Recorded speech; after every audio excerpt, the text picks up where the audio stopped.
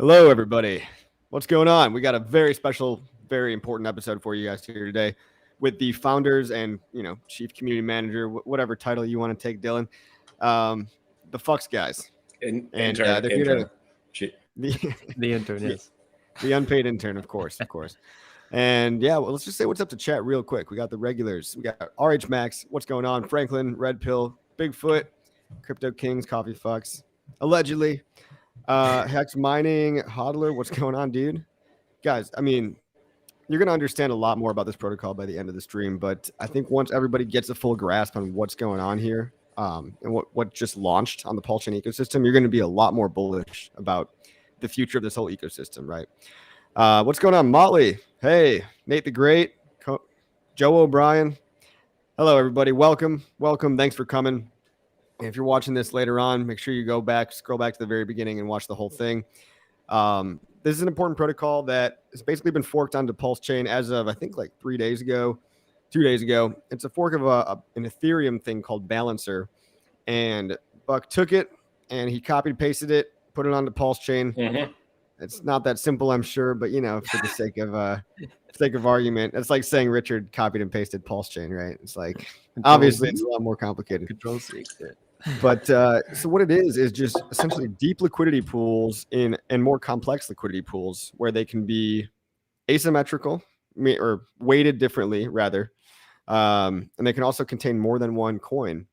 And long story short, the net effect of this is lower slippage, especially for larger orders. If you want to swap $100,000 for some other coin, you have to pay you get way lower slippage, way better order execution, giant rewards for liquidity providers.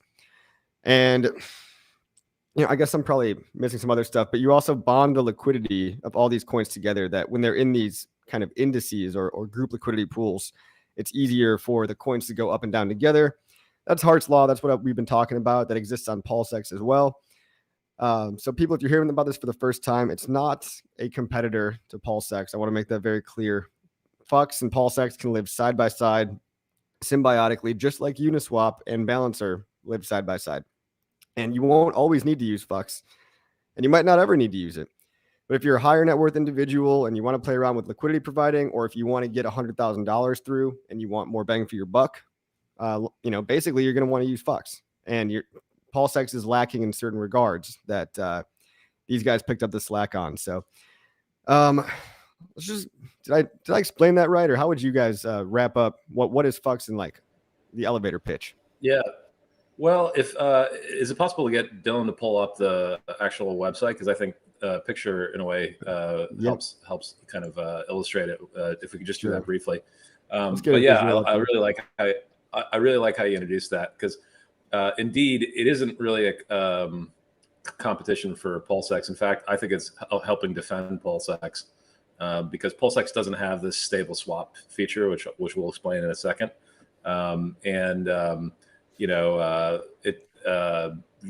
What we have here basically is, similar to other DEXs, you have LP pools, but you can have up to 8 tokens in these LP pools. So that's a very useful thing for our community. It's a special use case for our community because we have copies of everything now, both on Ethereum and on PulseChain. And we have a very nice bridge. I want to pay compliments to Richard and his team, which enables us to bring those copies over.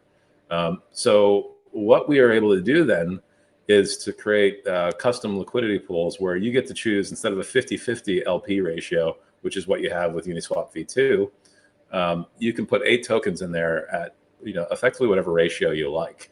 So if we just look at the RH Maxi pool, which is 40% Pulse. Yeah, if you just highlight it, Dylan. That's the Fiat Maxi. Here, go back. Sorry. RH Maxi pool. There we go. Yeah, just leave it there. Yeah. So 40% Pulse, 25% PulseX, 20% PHEX, 10% WrappedHex, and 5% Ink. So I set this pool up myself. So I quite like this pool because basically I get to take my WrappedHex over from Ethereum, which I think is still going to continue to have value in the future, despite how you might feel about it versus PHEX. I get to put them all into one pool together and let the market decide. And those assets can basically share liquidity with each other.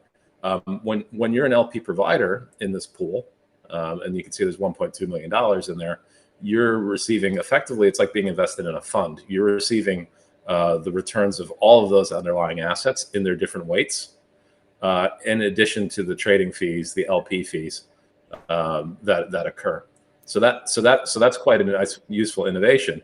And this RH Maxi pool actually creates an LP token called Richard. So if you can go to swap, Dylan. Yep, let's go to it. And just show the people what Richard looks like. So I forgot. It's been a while. There's actually a token called Richard, and there's a token called Alex, which it has been a while. There's a token called Alex, which represents all of the Hedron tokens, right? So you can now actually just buy Richard or Alex, and you're now you're pre-diversified. You've got exposure to all of those tokens with one buy, right? Yes. And you can actually then combine Alex and Richard together and create a portfolio blended of the two. We have another token called Bridge Stable Pool, which is literally just cash. It's USDT, USDC, and DAI. So we put Jerome Powell on there because he represents the Fed. So that token is paying you LP fees and giving you just broad exposure to those different stable coins. So this is really useful. And in the future, currently you guys are able to create pools just like this. This is permissionless. And, we're going to have a PH pool with all of our tokens once we launch Fame. Other communities are going to be free to do that as well. This is really useful, Dylan, if we can go to the Maxi pool, if you go back to the pools page, as an example. I'm a big fan of the Maximus Perps guys. Yeah, just leave it there. But the problem with the Maximus Perps guys is that their tokens are usually not very liquid, right? Because there's 6 of them. There's 5 of them plus HEX, which is spot. The spot price of HEX, and the rest of them are sort of different termed out versions of HEX. You don't have a lot of liquidity. So just in a few days, we've already amassed $430,000 of tokens in that single pool. So that means all those tokens can kind of trade together in one place, and you can push the price up and down of them against one another, which is quite useful as well, because some people might want to do the math and arbitrage these and try and say, well, Deci might be too cheap versus Lucky today, so I'm going to buy Deci and sell Lucky, right? To kind of push them to where they should be. So this is a very useful tool for those guys. And if you just want a staking ladder, you can go buy that Maximus Perps token, which has a nice picture of Dipcatcher, the handsome young man that he is. And you don't have to go fuck around with trying to buy 6 of these things at once. So in a way, I think this protocol is actually a lot better for our community than it is for Ethereum.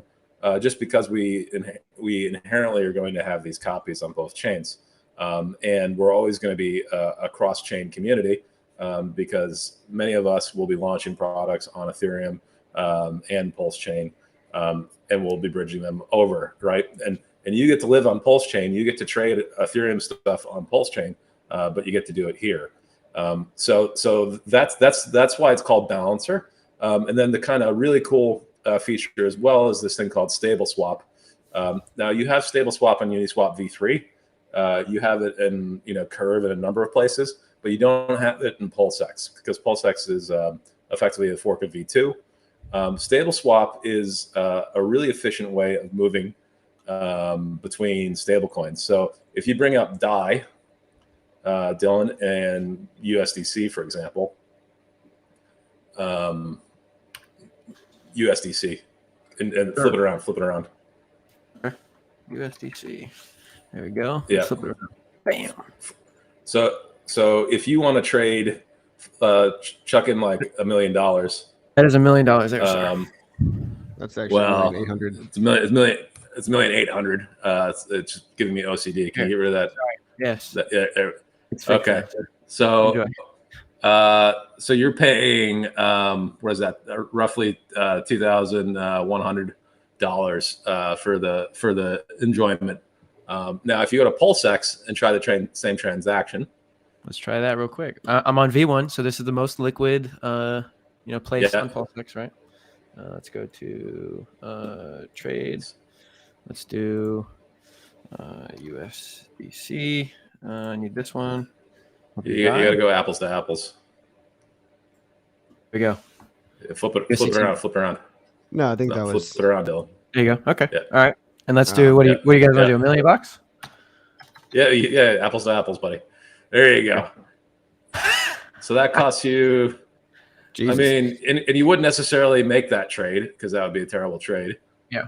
You'd probably go use the bridge or something else. But this is sort of an extreme example. But even though V1 has way more liquidity than we do, it's not really set up to do stable coins well, right? So you're paying 100 and I don't know.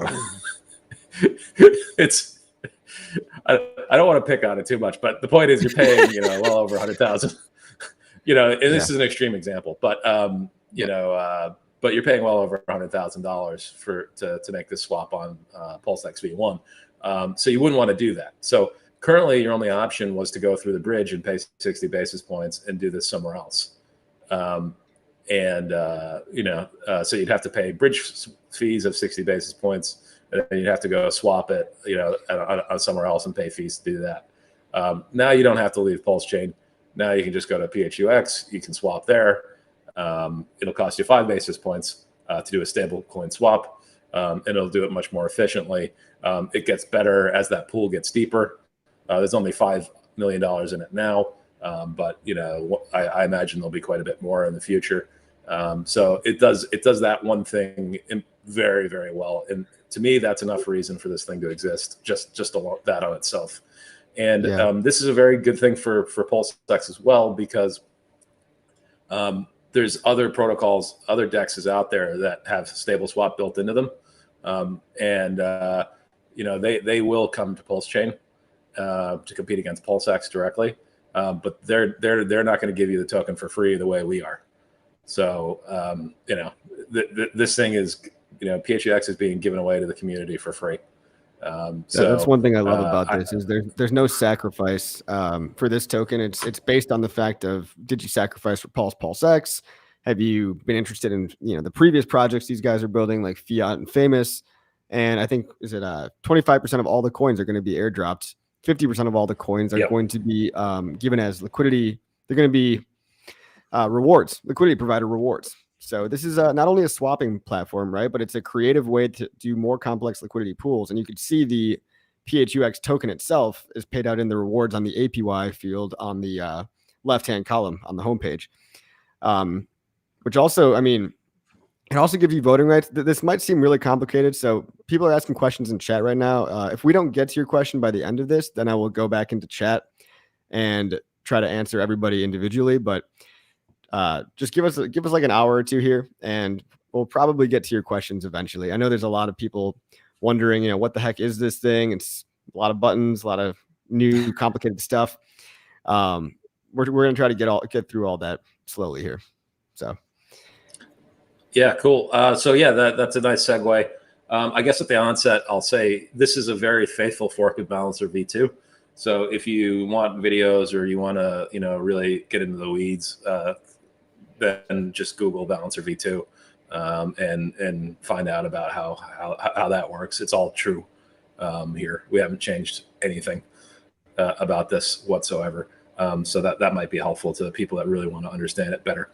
But yeah, now let's dig into the protocol itself in terms of tokenomics, and we can compare it to PulseX as well.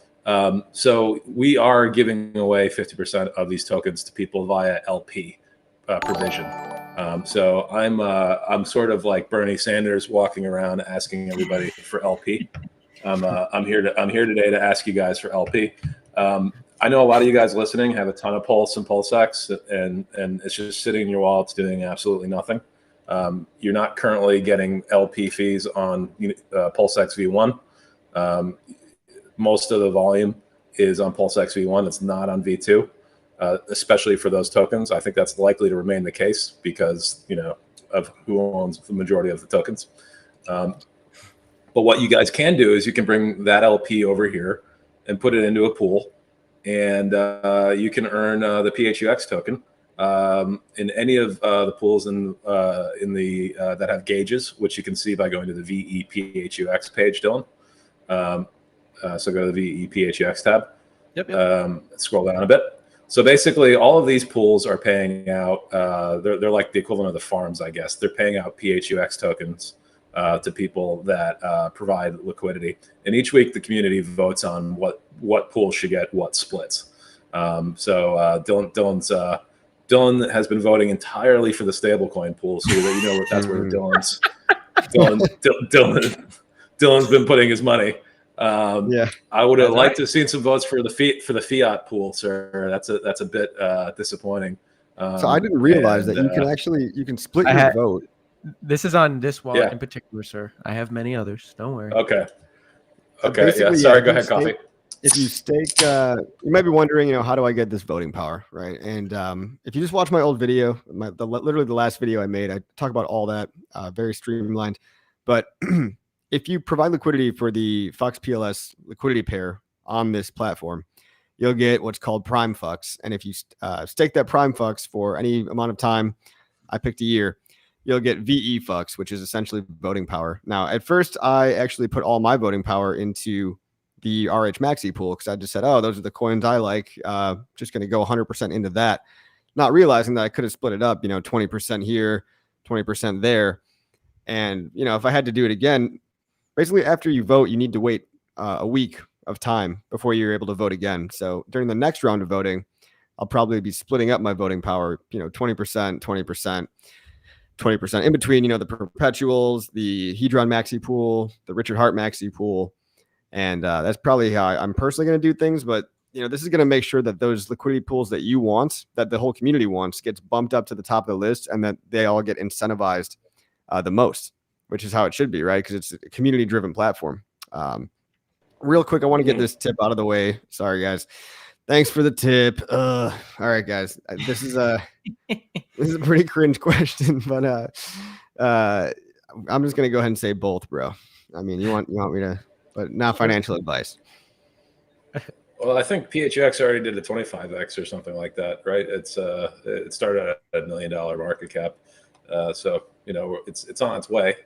Yeah. I mean, the reality is we don't know, and it's not appropriate for us to comment about our products that way. They don't make forward-looking price statements about their own. You're literally putting them in trouble. You know what I mean? Just don't ask those kind of questions. It's dumb. Yeah. Where were we? So in the VE PHUX pool, you have these different pools that earn the emissions each week. The community votes on that. So it's basically like if you're providing LP on this platform right now, it's kind of like you're sacrificing for it, but we don't keep your tokens. You just put your LP tokens up there, and you basically earn the PHUX. So you'll end up owning 50% of this platform over time just for providing LP. So that's quite exciting. So 25% is going to be airdrop tactically, and we'll talk about that in a minute. 50% is going to be earned by the people that are basically just contributing to these pools. What we really want to serve is not just the Richard Hart universe here, but also everything that's sort of a sub ecosystem of that. So Power City, Liquid Loans, Hedron, Mintra, everything. We want to help. You could even make a PHUX universe, right? You could have Fame token, Fiat token, and PHUX token, and that could be its own one day when they're all out. Absolutely. It's totally up to you guys, and we really want to support guys that are starting projects. The fact is, launching a token on a V2 is very difficult because you have to put up 50-50 buy and sell side liquidity. right? Here you can put 9010 for your token. Furthermore, we'll support your token logo. So if you actually have a token, let's say a meme coin even, it's pretty hard to do a meme coin if no one can see your token logo. So we'll actually endeavor to support these sort of third-party products. So yeah, there you go. The Pepe pool has nothing to do with us, but some guys that like Pepe have supported that, and look at that, they're right up there. And what's the ratio on that? 60-40, right? So they took a kind of risk parity model, which is pretty nice. So yeah, we're really keen to see. Yeah. Sorry about the 60-40 thing and the different weightings, right? Like Buck just mentioned on PulseX and Uniswap V2, you need to put up 50-50 on each side. Meaning, if you're a liquidity provider, you're putting up $50,000 worth of Pulse, you need to put up $50,000 worth of PulseX if that's your pool. Here you can adjust the weights, and these guys chose Pepe Pulse to be 60-40. You can look at the math if you want to. The link is in my last video description, but all you really need to know as a liquidity provider is if you want to be providing liquidity, you want to be more bullish on the coin that's weighted higher. So basically, the one with the bigger percent number you think is going to go up more, but you want to be bullish on both of them too. You don't want to think one is going to go down, one's going to go up. Like if you're bullish on Pepe and Pulse, but you just think that Pepe will outperform Pulse a little bit more, then maybe you're going to want to do this. I personally think that's a bad idea, but a lot of people probably disagree with me on that. Like, I don't think the Pepe Pulse pool is really weighted very correctly, but hey, could be wrong.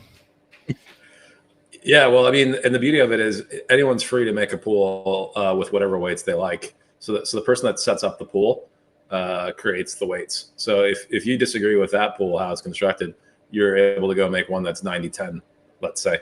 And yeah, so that's quite cool.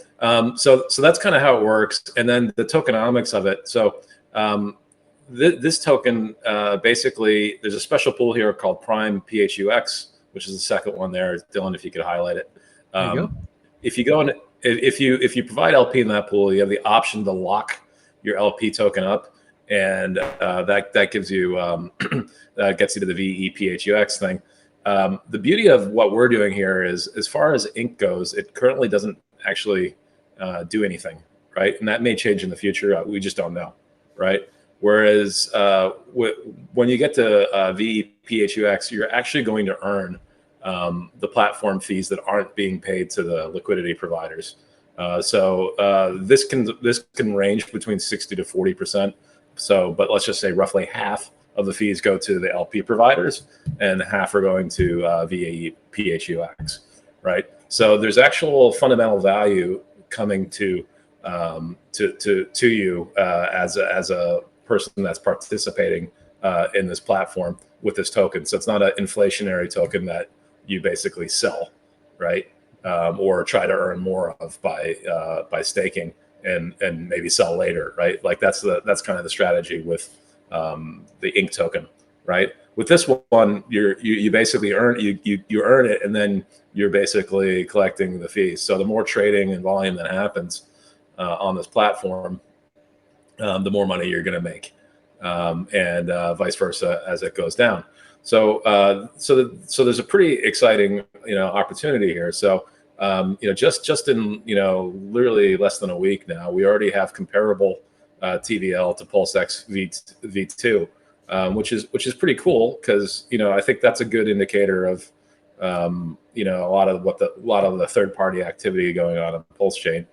So I think we're in a position where it's going to be hard for someone to come in right now and create a DEX that's going to kind of surpass us. Right? We've got a very special use case. We've got a lot of passionate people that are already involved in our products, fiat, etc. We have a lot of OGs, and they've really put their money behind us, and I want to thank them for that, and I want to keep asking them to keep doing it, because when these LP pools are much bigger, it's going to be really good for everybody. It's going to be really good for the Hedron community. Obviously I have a big position in both Hedron and Maxi. So in a way, you could say I'm doing it for those guys in particular, because I really want those things to be successful. And the big problem with them has always been liquidity.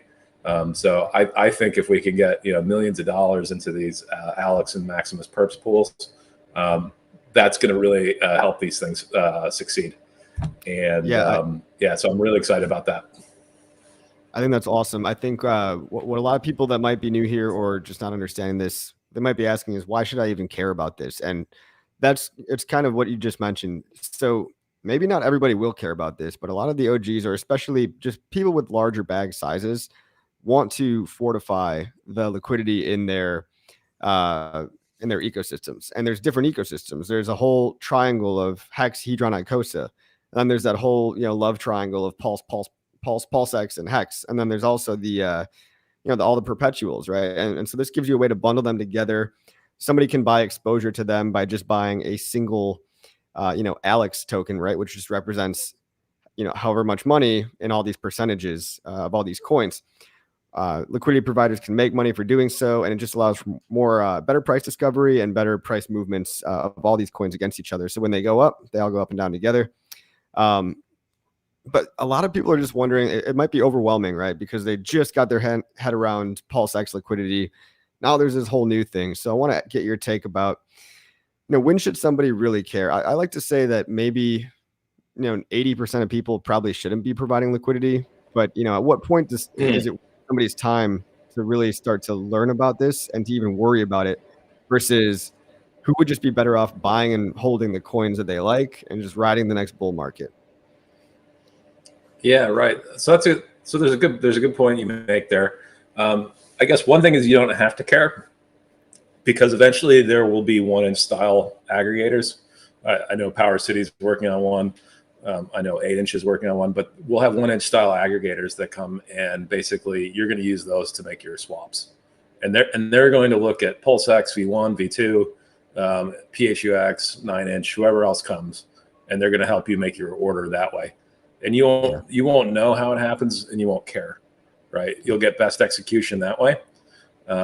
So for the average kind of lay person user, you don't have to care because of those things. They do the thinking for you when it comes to doing swaps. In terms of LP provision, I would say it's somewhat of an advanced concept. And some pools are going to be riskier than others in terms of impermanent loss.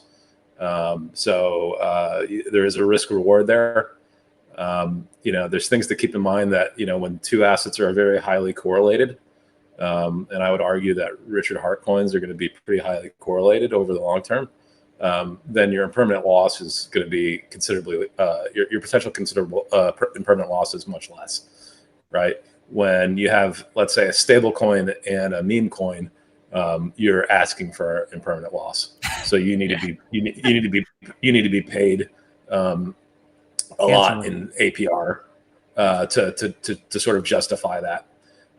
So yeah, it is something that people can wrap your head around. But I would also say, if you're smart enough to understand farming on PulseX, this is actually a lot less abstract.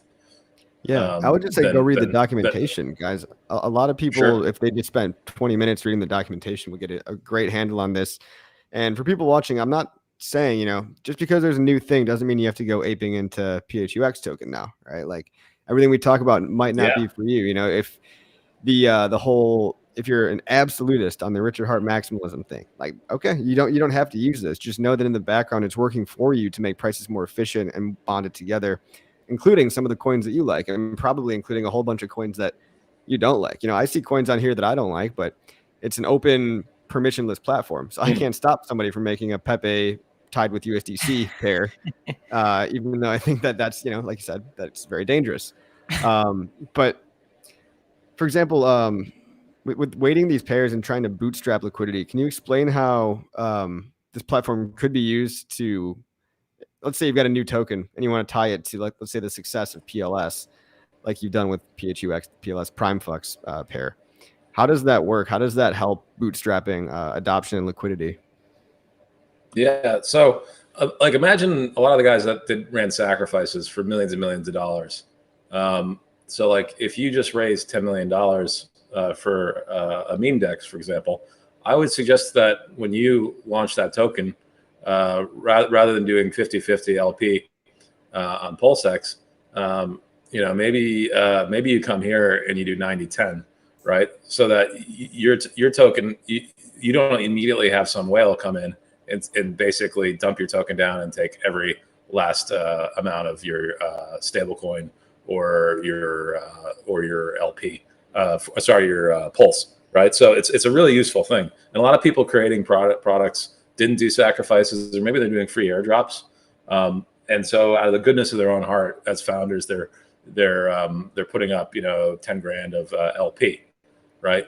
That's often not rewarded, right? So you airdrop these people, then they come and they immediately suck up all your liquidity and kill you. So what you do with this is basically you do a 90-10 or an 80-20, and then those guys just eat a ton of slippage if they try and do that. So it's a much better way, I think, of launching a token than just blindly throwing it on PulseX right. for in a 50-50 style.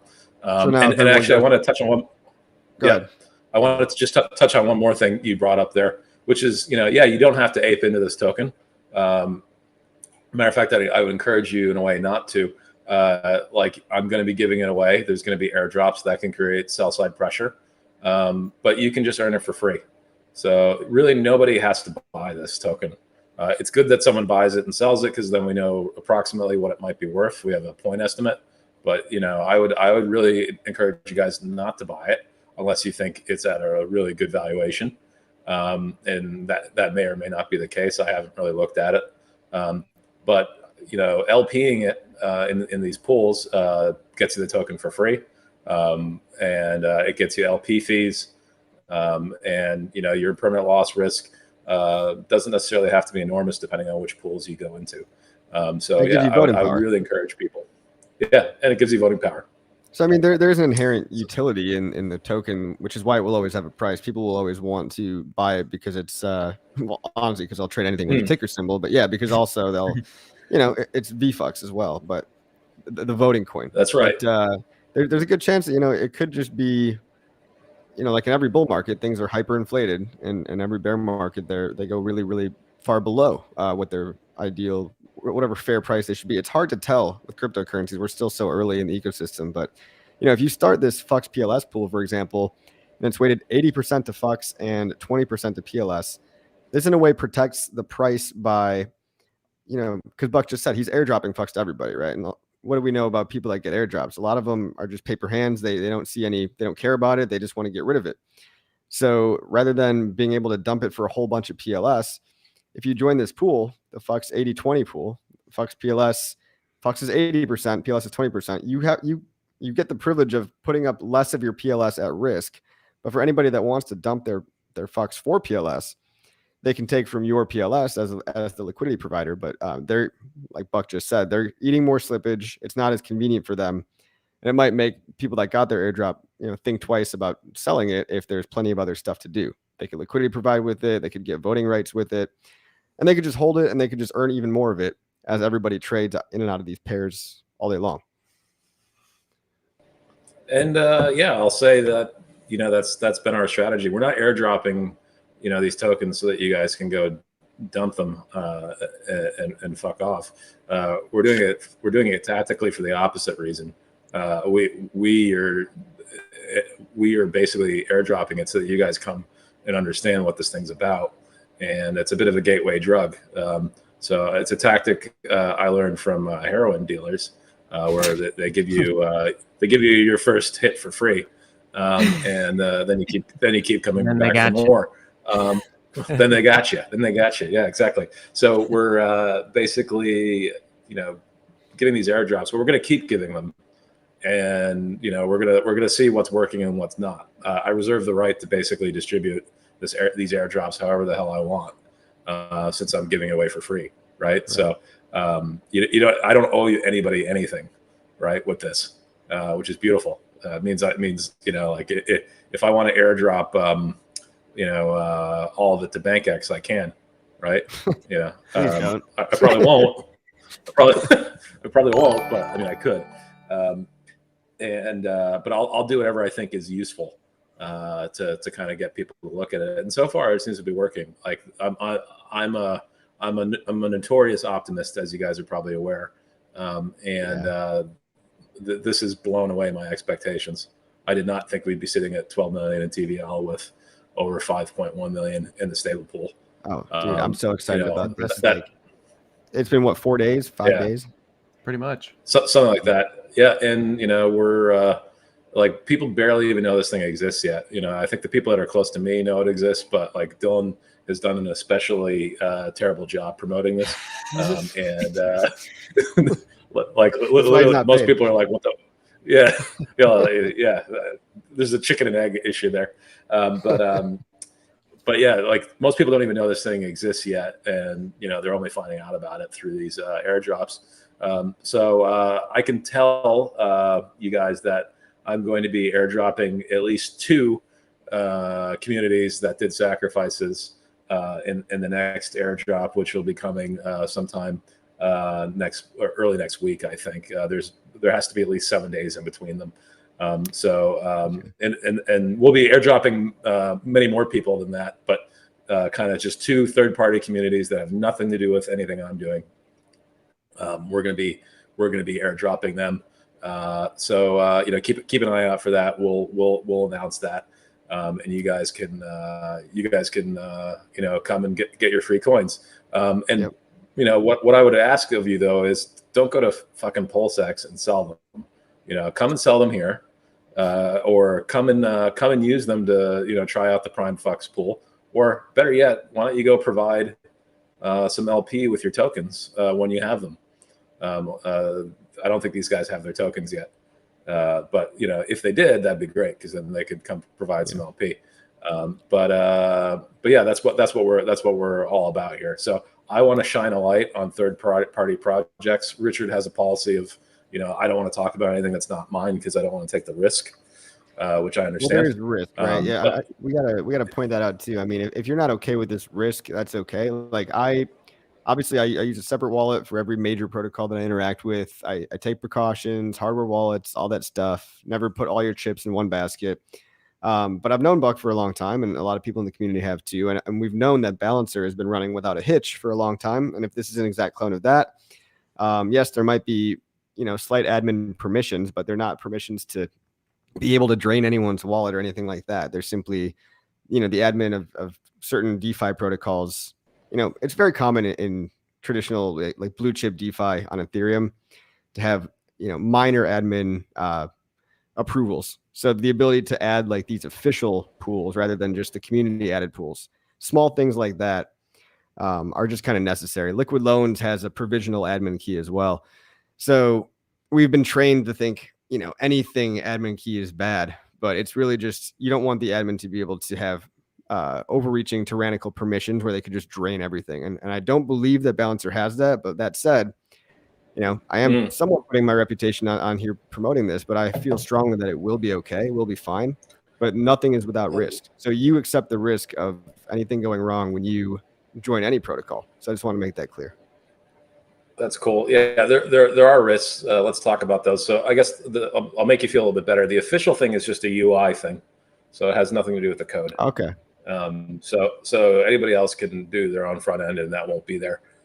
So the idea of that is literally just so that we can sort of shine a light on certain things and let you know that we created these pools, which in a way sort of says, hopefully these things were done responsibly, right? Or at least the risk is sort of, explained there. So the reason we call it bridged stable pool, I could have called it something sexy, like dollar bills, y'all, or something like that. Well, yeah. I could have done that, but I call it bridge stable pool because I want to make sure you guys understand that there's bridge risk in that pool, right? So that's sort of the idea there. But yeah, the official thing is literally just a UI thing. It doesn't actually mean anything. In terms of things that we do control, we get to pick which things are eligible to be voted on. So that prevents somebody creating a pool of something really terrible and like, I don't know, bribing and doing terrible things to get all the votes. So that's a separation of power. Then the people who create pools have the ability to change the fees, but that's true for everybody. So if you create a pool, you can change that. So many users have created their own pools. We're supporting other users' pools in the voting. So we're adding gauges to these things. And yeah, like, we want you guys to use this. This is your DEX. It's free to this community. It's at a very low market cap currently. Yep. Yeah, it's written right there for you, so you can see it. But yeah, there's no fancy admin keys and centralization risk really in this particular protocol. I would say our fork of GMX, Fame, and our fork of Aave, Fiat are have more kind of governance-y style things than this. This is pretty boring from that perspective. It's pretty much very just minimal governance, essentially just to make sure no scams make it into the voting, right? Like no outright blatant fuckery can go on in the voting contract. But speaking of voting, we're going to get to money talk with Dane. Thank you so much for the tip right there. Appreciate it. And he wants to know, does voting FUX, does VFUX being staked equals more of an LP boost? Math hard. So it's a really complex equation that you can read on the Balancer GitHub. But essentially, it's comprised of your liquidity in the liquidity pool versus how much VEFUX that you have versus everybody else. And so it's kind of roughly bigger and longer pays better. So if you're a bigger person or a bigger player in the VEFUX pool, and then if you're staked longer, you're going to get better rewards compared to your actual liquidity in the pool of outside of the prime PHUX pool. It's rather complex, but if you guys really want to know and really want to read about it, I will link it in the Telegram. So I guess the answer is yes, right? Basically, you stake more VFUX, you get more of a boost. Basically, longer and bigger pays better. Yep. So cool. Yeah, I'm actually kind of curious personally. I'm not seeing any of my liquidity ROI coming in on the Prime FUX pool, but I know that I've got VFUX and I know I've staked it for a year and I can see the amount of Prime FUX I've staked. Where's that ROI coming from? The VEFUX is a lagging. You'll see that as the platform goes on. Like we have to wait for the epoch to take over. So every 7 days. Okay. Yeah.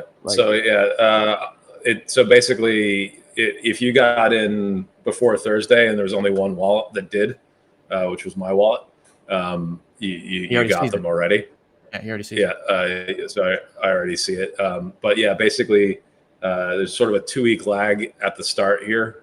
And then it's a manual process to kind of run things and collect all the fees and distribute them. So that will happen kind of over 2 weeks, and then you'll basically see it happening weekly from that point onwards. Like this is so it'll basically. Yeah. Okay. So that whereas I got about $4,000. I got about $4,000 worth of Prime PHUX because I was the only wallet. So I accidentally did a Jack Levin and front ran everybody by being there. How dare you? a day early. I didn't know. Yeah, but you live long enough to see yourself become the villain. That's exactly right. But I'm not mad at you for staking $4,000 before everyone else. I think I can forgive you.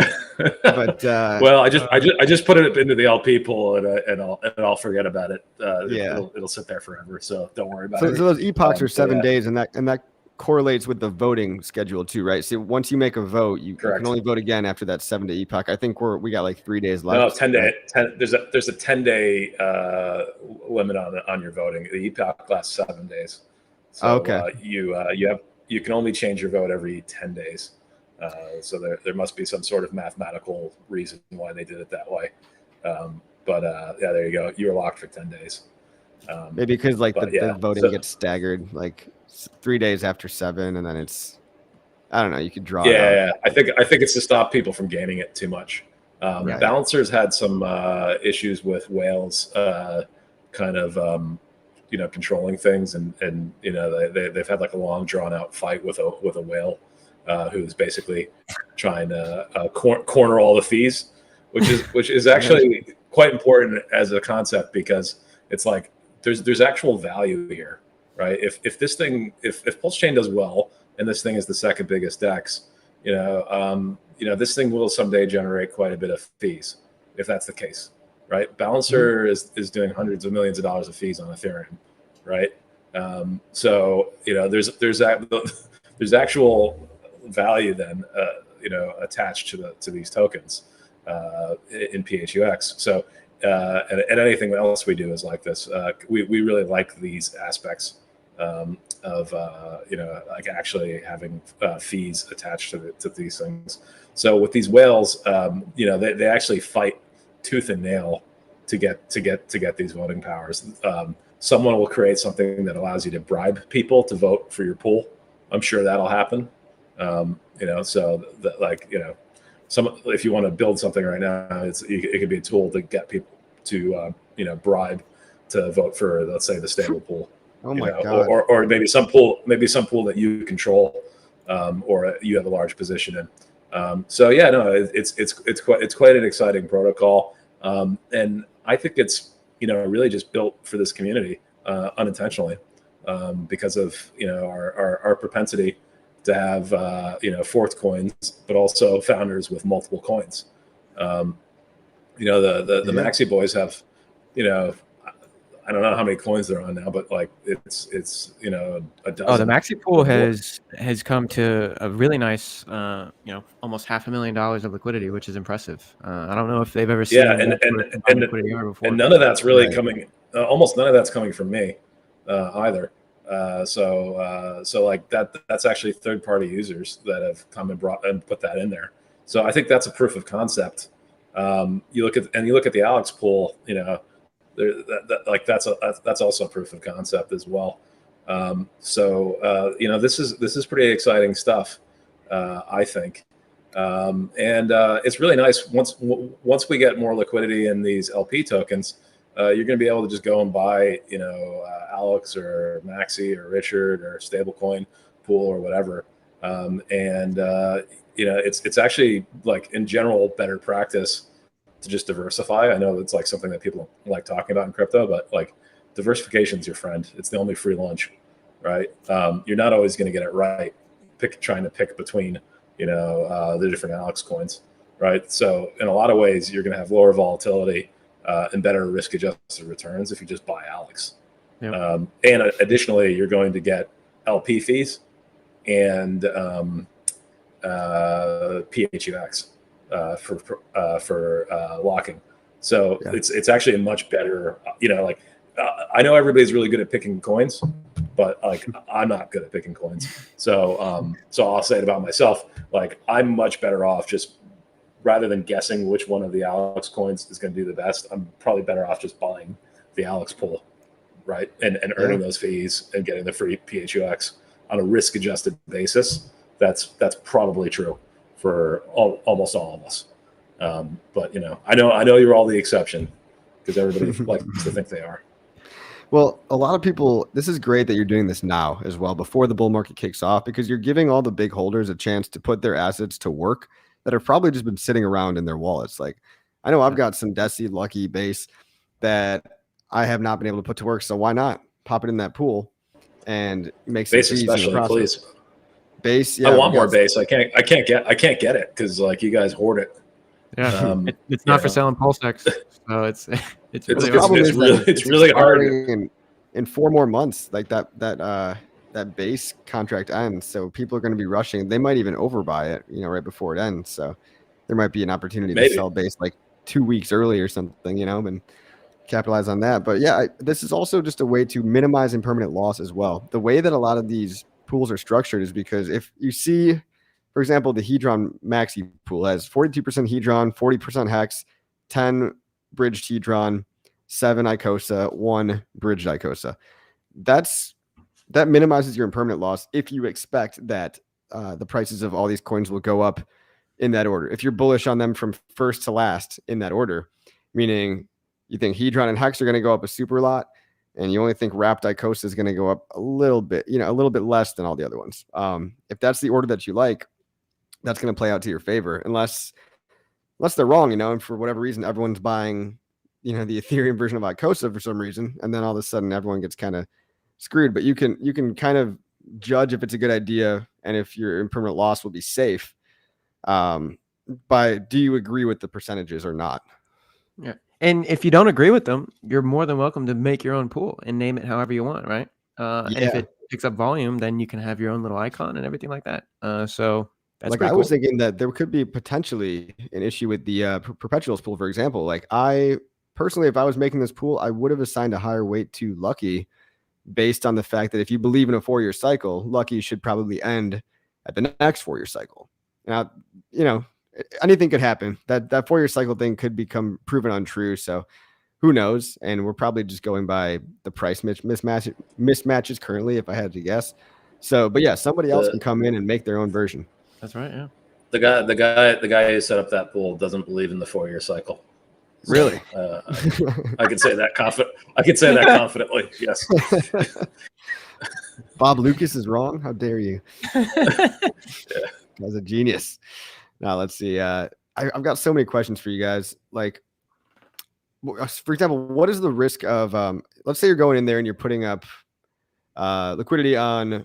Let's just go into like the RH Maxi pool, for example. But let's say you don't have any INC token, but you've got all these other four coins, and you want to go ahead and just put up liquidity on PulseX, HEX, and EHEX, but you just don't have any INC. What's the harm in doing that and putting up all your proportions of these coins, 40, 25, 20, 10, but leaving one out?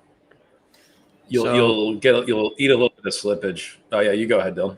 Yeah. So what'll happen is it'll basically take a proportion of each of the coins that you used to enter the pool, and then buy up the incentive token to then enter the actual liquidity position. So for a moment in time, you'll inadvertently cause a little bit of price impact on the pool you're trying to enter, and then obviously the arbitrage will come over and even it out. So that's why when you're adding in low liquidity pools and you're trying to add a lot of one token versus everything else, it's going to say, this is your slippage. Are you sure this is high impact? This is a high slippage number. Are you sure that you want to do this? Because it's going to sell that token to proportionally affect all of the tokens in the pool, right? So you're going to buy a little bit of, like say you only did Pulse into the RH Maxi pool, right? So it's going to sell a bunch of your Pulse to get PulseX, PHUX, Wrapped Hex, and Ink token in that pool, right? So you have to be careful with what you're doing, right? That makes a lot of sense. But then again, if you maybe don't have one of those tokens, let's say you're trying to do the Maximus Perps, but you don't have any Trio, well, why don't you just provide the other 5 anyway? Because it'll just buy some Trio for you if you want some exposure to Trio as well. Exactly. Yep. And then you can avoid all of that, right? Hold on, don't. Yep, go ahead. I was just going to add, and in reality, this is the way funds work, and ETFs work. You chip in dollars, and then you own a portion of the entire fund. The fund owns a bunch of assets, and there's always a cost to going in and out of a fund, right? That's called buy-sell spread, right? So inherently, this is just like very normal stuff, and it's actually why it's really useful. You don't want to have to go buy 8 transactions to get exposure to all the Maximus perps. You can just go buy, or you can just go provide LP, and now with one of them or 2 of them, and now you're exposed to all of them, and that's actually good from a diversification standpoint. That's actually the point. And the slippage is really only an issue if the pool is small and you're big, right? If this pool is small and you're big, you really need to add all of them together. But if the pool is big and you're small, you're not going to impact anything, right? So as those pools get bigger and bigger and bigger, it will basically just be like almost like no effect, right? So I've noticed that already to probably too. show you. Yep. Like it'll tell you how much money you're losing. Like if you go into one of these pools and you try to only add 4 out of the 5 coins, it'll warn you, hey, you're gonna eat 1 or 2% slippage. But still, I mean, 1 or 2% is like, I'm thinking, well, that's not that much, especially when I get to acquire the other coin I don't have too, like the missing token to fill out that pool. Well, I would say 1 or 2% is quite a bit, but but if you pick one of the more liquid ones, you can, don't sort of picking a pretty exotic pool, but like go to like the quad pool, or the RH Maxi pool, for example, Sure. which are comparatively bigger. And I mean, this is only like 5 days in, right? RH Maxi, there you go. If you have liquidity there, try putting $1,000 of Pulse in. What's the impact? Let's see here. What is that? That's there we go. Price impact 0.2%, so 25 basis points, not bad. 25 basis points. So that's not a big deal, right? You're paying roughly that much in fees when you swap. So it's not ideal. You as an LP provider, you'd like to come in proportionately, and so that you don't pay really any slippage. So if you come in proportionately with all of those together, then your impact's going to be negligible. But like that's not such a big deal. So for small guys, that's fine. For big boys, they're going to want to come in with all of the tokens, and they know what they're doing. They'll be fine. Yeah. And we've got a question that I'm curious about too. I know the audit's publicly available and you can see the smart contract, but is it available on GitHub or GitLab anywhere to view the code for this? The code is on PulseX. So yeah, you can definitely see what we've done. That's for sure. Let's see here. So yeah, you can see This Yeah, is, I believe this is the airdrop code. So, if you really wanted, I could go look for the rest of the code. But for right now, for all intents and purposes, you can see the actual line by line code and stuff. Yeah. Here. So But we did a source hat. We did a source hat audit and submitted it to Pulse Police. Nobody's said anything yet. That's disturbing. But yeah, you can be the guy to go find that, buddy. I know there's some things that aren't even verified contracts running right now on PulseChain that major projects that didn't even bother to verify. True. But yeah, this is a very faithful fork of V2. But yeah, no, I mean, there's been a number of scams in the community already. Dylan and I. Oh yeah. Dylan and I had a lot of fun the other day with GPLX. I had like all these, which is a fork of GMX. I had all these people sending me hate mail saying like, "Why did you let these guys beat you to the punch?" And I'm like, I'm writing them back. Just wait. 24 hours. Not even 24 hours later. No. Instant 3 hours later. Yeah, just spectacular rug. I mean, this stuff is hard. The people that do it well take time. It's expensive to get these things audited. We spent about $100,000 auditing fiat. We spent. I don't even know how much we spent auditing this, but we spent a bunch of money on this one. The team takes these things quite seriously. But yeah, you guys are right to be suspect of us, but I think you should also start to realize that we're doing objectively pretty well. We've got a number of things going that are useful, that are making people money, and this thing is pretty successful for a reason. It's because most people have kicked the tires on us, and they understand that we're serious about what we're doing.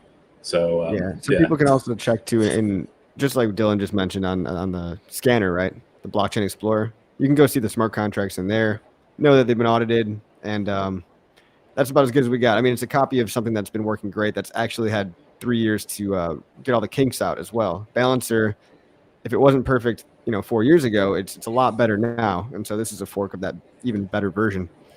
So at some point, it all comes down to some trust in people, right? I mean, I'm not going to read the code line by line, and I haven't read the PulseChain code line by line, right? We're just, like Richard says, we're lucky any of this even works at all. But you want to go with the people with the better track record that are forking the better stuff, that's publicly viewable, audited, kind of all the things that we know and like.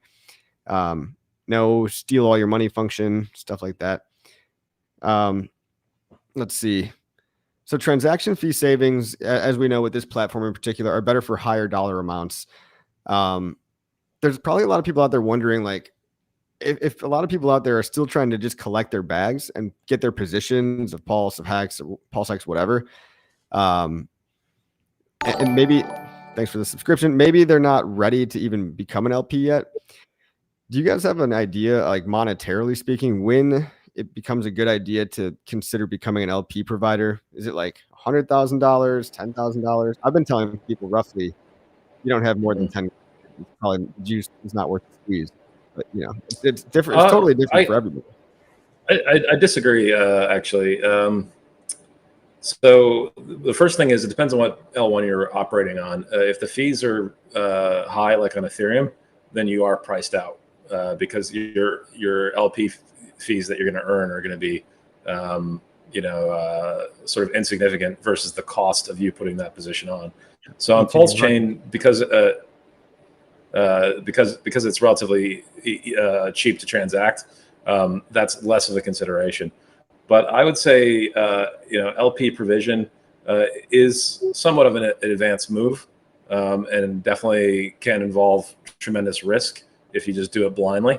It doesn't have to be super risky, though. Like providing LP, for example, in this stable pool, is not really risky, right? Like from an impermanent loss standpoint, they're all worth $1, right? So, where your impermanent loss risk comes from is you need a spectacular failure of, one of these stable coins, right? Big that's failure, not just possible. temporary. Yeah. Yes. Yeah. Like, one of them has to die, but a lot of crypto is backed up by these things, right? So like, in a way, that's a black swan type scenario where, if that happens, then you're not going to be worried about the impermanent loss risk. You're going to be worried about a lot of other shit. But like, you're not expecting any impermanent loss risk here, really. You are expecting fees. You are expecting to earn PHUX from it. And I would say you can do this with a very small amount and learn about it. You have to start somewhere, right? You don't have to put your house into this. There was a lady saying she put all her she sold her house and put it all in the Pulse chain. Sure. I don't like hearing stories like that. Well, I do like hearing stories like that, but more from like a Schadenfreude perspective. But from a moral standpoint, like, I don't want you guys doing that ever, right? With anything, like, that's exposing yourselves to tremendously concentrated risk, and any of this can go bad. Any product that we launch can go bad. If PulseChain goes bad, all these projects that we're launching aren't going to do well, right? So I just want to point that out. I'm not a maxi in anything except for diversification. So the majority of my money in crypto isn't even in PulseChain. It's spread out across Ethereum and other Bitcoin and other L1s, right? So I do that for a reason. Even though I like PulseChain the most, and I spend almost all my time these days in PulseChain, I want to make sure I protect myself. And that's what's really nice about these pools and indexing in general. We all have our biases. Dylan, if you can go back to the pools page for a moment. Sure. We all have our biases. So I oftentimes hear even Dylan say things like, "Oh, I don't like HEX, so I don't want to provide an LP." That's why you should provide LP, is because you have that bias, because you're probably already too exposed to PHEX. You're actually better off. Like, I don't particularly like ink myself. However, it's actually useful for my portfolio to then go buy that RH Maxi coin, because that gives me some exposure to ink, right? Which is something I don't already own, which means that I'm diversifying my risk. And that's the only free lunch and investment. It's how you can improve your risk-adjusted returns, right? So a lot of people have this this concept exactly ass backwards, right? And that's how you get wrecked. You go and you buy one thing, and then it all goes terribly wrong, right? For that one thing. So you better be right. You know, like, would you put your children's life on it? You know, it's that kind of thing. You know, if you're gonna put it all in one place, right? So inherently, you're actually much better off going and spreading yourself around.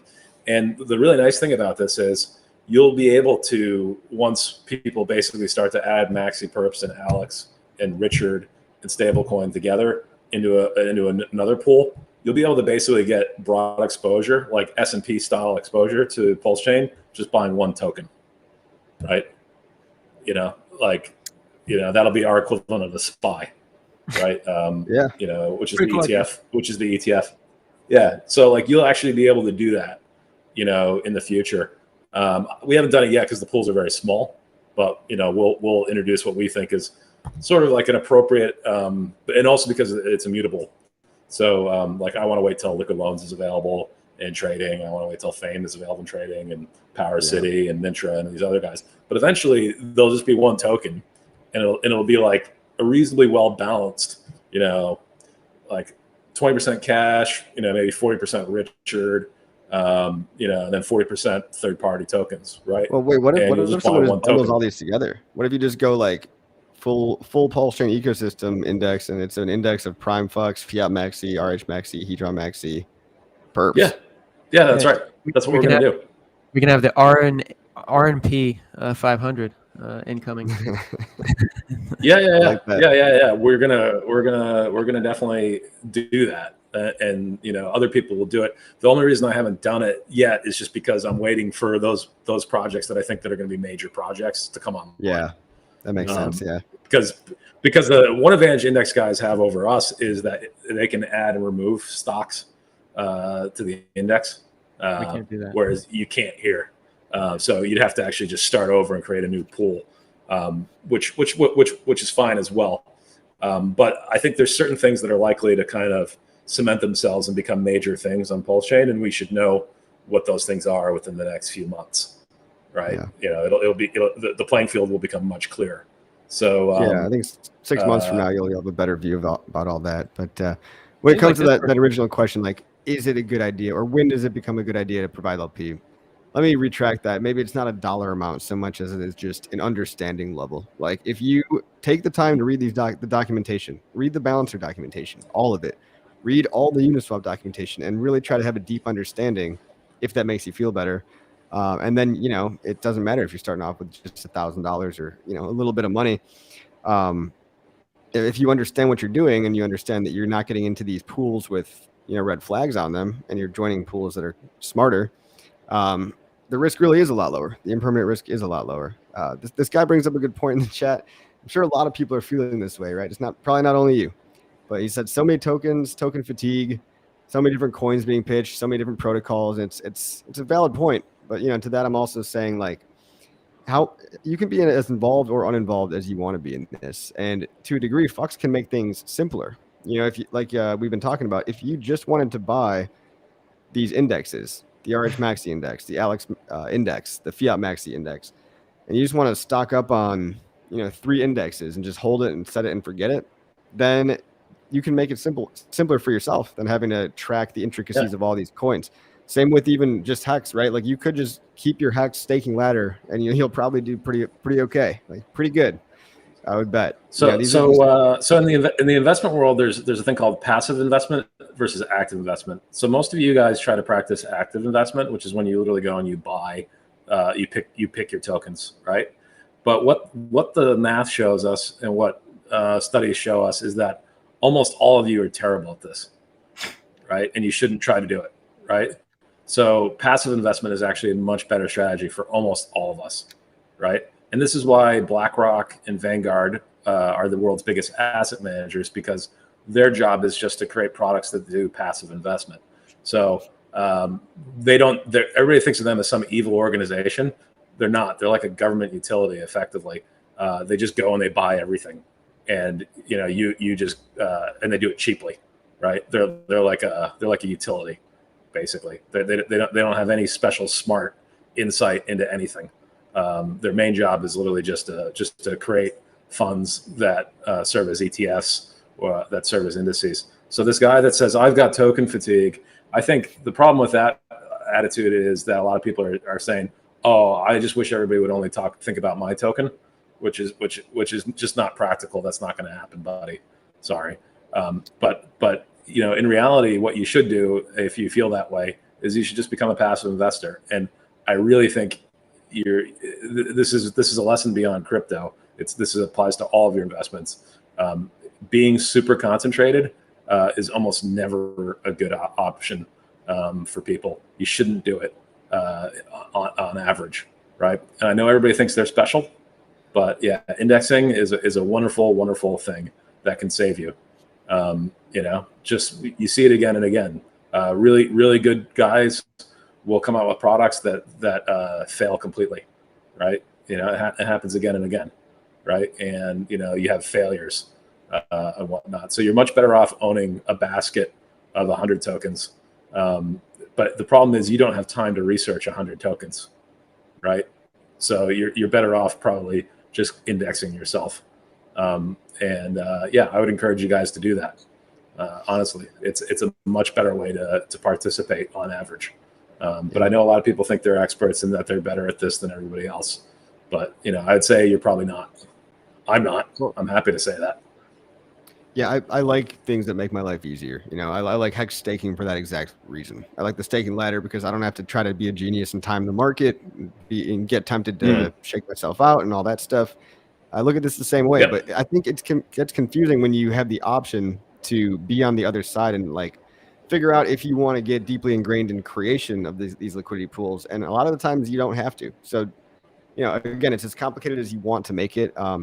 Some people say diversification is good. The counter argument to that is put all your eggs in one basket. Just watch that basket very, very closely. That's what people say when you're starting a business or you're investing. Like when I invested in HEX, I went pretty heavily all into HEX. Yeah. It worked out really well for me, but I also took a very active role in promoting it and all that stuff too. So but that's a concept called survivorship bias, though, right? Of course. That one investment worked out really well for you. There are lots of people like that who, hey, I put money into Facebook early, or, I did this or that early. And that's true. That happens, right? But you shouldn't be doing that with all of your money. It's different if it's a YOLO bet, and it's different if it's just I'm going to put $1,000 in this and just pray to God it's a lottery ticket. I tried to make sure that it actually happened, and luckily a lot of other people kind of did the same thing, so it almost became a self-fulfilling prophecy. Whereas it probably wouldn't have happened that way if everyone just YOLO'd it and was like, oh, I hope this works out, and then they never talked about it. So and that one worked out well, right? But what about Wise? What about Axie? What was it? Axie? Axion. Dylan, help me out here. Axion. What about Rex? What about Rex 2.0? What about everything else? Those are also inferior products to a degree as well. A lot of those had terrible dynamics. What about Hex proof of work, or Hex on ETH proof of work? Right, there's a lot of people that were shilling that in the community. True. Right. Yep. I didn't really. Yeah, I never. No, not you. Obviously not you. Thank God. Yeah, I'm just saying, that was kind of easy to spot because you're like, well, who's going to be carrying the ETH proof of work narrative? Is this random Chinese guy? Is he going to pump my bag for me? Exactly. I don't know, man. It's a nuanced conversation, but it's hard to tell people any one way is the right way. It's all personal. I guess. So there's a guy named Harry Markowitz, and he invented a thing called modern portfolio theory in the 1950s. And, he basically lays out all the math for why diversification is a very good thing. And he won a Nobel Prize for it. So yeah, actual Nobel Prize worthy invention, Harry Markowitz. So you guys are welcome to go Google him and what he did there. I think there's something to be said for that. Now, if you want to make some, usually when you build a portfolio, you have a core portfolio that's sort of kind of less risky, more passive bets, and then you'll have a satellite where you go and you really try to pick winners and look for big upside opportunities. That's not a bad way to look at things, and that's more or less what I do. But yeah, the name of the game really should be to accumulate more of those high quality assets over time with those riskier assets as they appreciate. Yeah, diversification is a very, very good thing. If the bridge breaks, let's say, it's not going to be good for PulseChain. Hell no. You know what I mean? If you put all your house, if you sold your house and mortgaged your house and put it all on the PulseChain, like, what are you going to do then, right? That's not, so you just need to be careful with that stuff. And yeah, so I don't want anybody ever putting all of their money into one of my tokens. That's for sure. In real estate, stocks, crypto, I understand that diversification. I even understand somewhat diversification in stocks, and I understand this too. The index thing I think is awesome. It's a great innovation. The thing is, it's like people get carried away with crypto diversification. I think having 100 coins and 100 ecosystems is a little too much for me personally. This comes down to preference, right? But I like to focus my energy and my bandwidth, and I'd rather put $1,000 into 10 coins that I'm highly researched in, highly confident in, rather than $100 into 100 coins, because crypto all goes up and down together, but you're hoping to find the ones that just go up way more, in terms of ROI gains. Because when Bitcoin goes up, everything pumps and dumps. It's just like you'd rather pick the 100x's over the 2 or 3x's. So it's more of a matter for me of just picking stuff that's not going to fail. That's an objectively good product that's got product market fit. That's got like a use case and a narrative and a community and all that stuff. Maybe you're into way more stuff that I just don't even know about. But all these coins right here, I mean, really, we're looking at maybe 10 coins. All the perpetuals are all just versions of HEX, right? And like this ICOSA and Hedron thing, they're all just so closely tied to HEX. It's like, is that really diversification, or are you just kind of buying HEX derivatives and HEX adjacent things? It is diversification. It's just not really good diversification. But as long as they're not perfectly correlated, it's diversification. But yes, right. You'd be better off adding. Like if we had something that represented an investment in a 10-year treasury, like that would be better diversification, clearly, right? Rather than two very like assets, right? But it is diversification nonetheless. Sure. Yeah, you have more than one coin. I guess it's just hard for me to really think of it internally as diversification when I know that they're all so closely related. Like all these Richard Hart or whatever PulseChain, HEX ecosystem coins, the PH universe is very interwoven when you drill into it. So it is. Yeah. But you know what? If everything went terrible for PulseChain, the PH universe would survive somewhere else, right? So there you go. So there is diversification benefits there, right? It's just I was referring to the PH universe as everything, not just your guys' stuff. I was actually saying that. I meant like okay. Fiat, Hedron, Trio, all this stuff is just so connected. It absolutely is. But what I'm saying is, the PH things that we're building, can and will live on other chains, right? So there is diversification there. Obviously, it's we want PulseChain to kill and do really well, right? But there is a diversification benefit of having those tokens. Versus picking your network is another. There's like layers. It's a small one. It's a small one, but it's there. But yeah, I would, we don't have any wrapped ETH things in here yet, but someone's free to do that. That's an obvious thing. I'd like to see wrapped BNB and all these other things on PulseChain as well at some point, so that literally you can just get all of crypto right here on PulseChain and manage your portfolio there. It'd be really nice. Yeah. That's awesome. So for some people looking at what would make a good pool, or wondering if it's a good idea to buy one of these pools or these indexes, or to provide liquidity for them, what are some red flags that you guys look for, that you would say, okay, it might be unwise to join these pools? Yeah. So you have to be careful with anything with like reflection style things, anything that's kind of hyper deflationary, rebasing, things like that. You do run a risk there. I'm not going to be shining a light on things like that, but it is permissionless.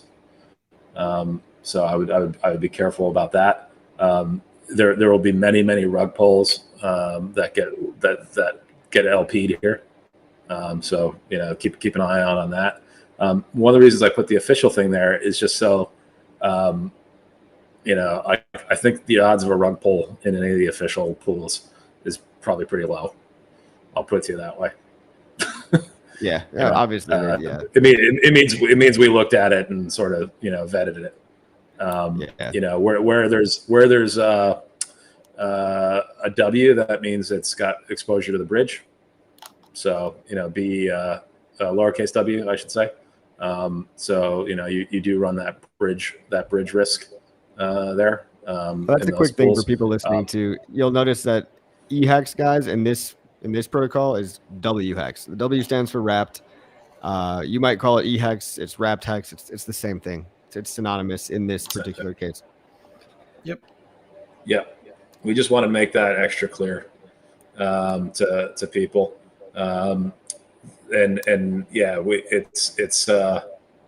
It's a very important thing to understand. So like when we have more stable coins, we'll create other pools, and we'll have like an Oracle stable pool where we'll put the liquid loans and Power City stable coins, and just so that people are clear that there's Oracle risk with that. And then there'll be another pool that'll have all of the stable coins together and has all of those risks. And you provide LP in those pool, understanding that you have those risks with them. But yeah, the main thing is like I don't really worry too much about LPing in these sort of kind of main obvious large pools, and I can run through why. So like the RH pools, all those tokens are going to be very highly correlated to Richard. Alex pool, all those tokens are going to be very highly correlated to anything Alex does, right? So the impermanent loss should be pretty small. We kind of have to assume that the bridge doesn't get hacked, because if the bridge gets hacked, it's a really bad day, right? That's just the reality. The maxi pools, they're literally the same asset, just staked over different periods, right? So impermanent loss should be pretty low for that reason. So we've set it up that way for that. Now, if someone starts putting, Pulse, Elon, Vagisil, Inu versus, I don't know, some other meme coin, like, God help you, honestly. Is it Vagisil, Inu? Yeah, just the new meme coin versus GPLX or so. Yeah, exactly. Yeah, I don't know, but that kind of thing is the kind of thing that you want to watch out for. Yeah, just watch out for random coins that might not be here in a month or even next week. Just use your best judgment, guys. All right, this is a technical question. Does this protocol use proxy contracts in the code? I have no idea what he means, but this guy always shows up with some funny question like that. Like, this thing's gonna steal all my money. It's like I'm still waiting, buddy. Well, look, good to see you again, though. Glad you're still here. I will say, like, I'll go check that. Stuff, if this is scary to people, like, by all means, just the more you can learn about it and feel comfortable with it, the better. Or don't use it at all, right? Like all this stuff, it's totally up to you. It's you push the buttons at the end of the day. Crypto is all about self-sovereignty, taking the power into your own hands, and most importantly, not listening to random guys on the internet about your financial decisions. But I was going to say, I don't think Balancer is dramatically riskier than Uniswap. So if you're comfortable, like, from that perspective, like, I think the risks are pretty similar, right? There's contract risk theoretically, Oh, guys, That's there's just an illegal. Easter egg. It's By the way, not there's an okay. Easter egg in PHUX where I want you guys to go click on the Jeep pool and just add it to your MetaMask, everybody in chat, and you'll find out what we're talking about. That's the Jeep The pool. Jeep pool is essentially for people that want to dump their PHUX right away, basically. That's right. I mean, that's how I look I at set it. that up. I set that's exactly right. I set this pool up, as a matter of fact. Let's see here. So I realized that some people. So the token logo is a picture of CZ, kind of looking a little bit suntanned. That's the Polygon CZ, I think. Yeah. But yeah, if you want to sell your PHUX, it probably gets filtered through that Jeep pool. But that's a good example of what I was talking about earlier. It's like I could have, if I were on Uniswap V2 or PulseX, and I'd have to put up like $1 million of LP, right? And I do an airdrop to all these people, and they reward me by coming and basically yoinking all my stable coins. So instead, I was able to go to create this thing called Jeep Pool, and put like 5-10 grand in it. If you go back to the pools, Dylan, you'll see that like the APY on this thing has been phenomenal, because there's a lot of people that get their free airdrop and they just immediately sell. So yeah, 236%, 352%. So it's doing quite a good amount of volume for its size, which has actually attracted a lot of people to provide LP in there. So like I think I only put like $5 grand in initial LP in there, and it's already gone up 8-fold. Right. So there's guys that are basically saying, well, those are pretty good fees, those are pretty good rewards. I'm gonna chip some money in there. Yeah. And it's not so bad. Hey guys, the ones with that's the little exactly sparkly right. things, just so you guys know, the ones with the sparklies are basically the ones that are going to get you PHUX rewards as well. So those look attractive to me. And how is that determined, right? Is that just determined by voting? Yeah. Which one? Oh, well, yeah. To be first you need to be eligible. So the team decides which pools are eligible, and then you vote based on the eligible pools. So you go to the VE PHUX page and you put in your votes. Dylan put all his votes for Bridge Stable pool, which is really disappointing, because you would have thought he would have put some votes for Fiat Maxi. That's just for so this I'll be one. docking. I'll be docking Dylan's allocation for that. But yeah, everybody gets to vote. Every 10 days you can vote. Each epoch lasts 7 days, however. So you don't necessarily get to vote every single epoch. Some epochs you'll miss a chance to change your vote for. Sorry, you'll still vote, but your vote will just stay in that pool. But yeah, that's part of kind of a mechanism to get people to kind of really get interested in this, and it gives a lot of value to the underlying PHUX token, because you literally get with the right to direct those fees with it. So that's why it's actually quite valuable. And as the platform grows in volume, it becomes more valuable. So it's pretty exciting. I want to talk about the airdrops in just a minute, but I guess we're still on this. Do you know if it uses any third-party contracts, like any outside oracles? Or it doesn't seem like it would, right? No. It's just like a really advanced DEX. It's a DEX. Basically. Yeah. Yeah, it's a DEX. And then staking, which is a pretty basic feature. Like I don't see where you'd get the oracle. No, there's no oracles. There's no bridge oracles risk, here. No oracles. Well, Yeah, so there's bridge risk from in some of the pools where there's bridge token. Yeah. Yes.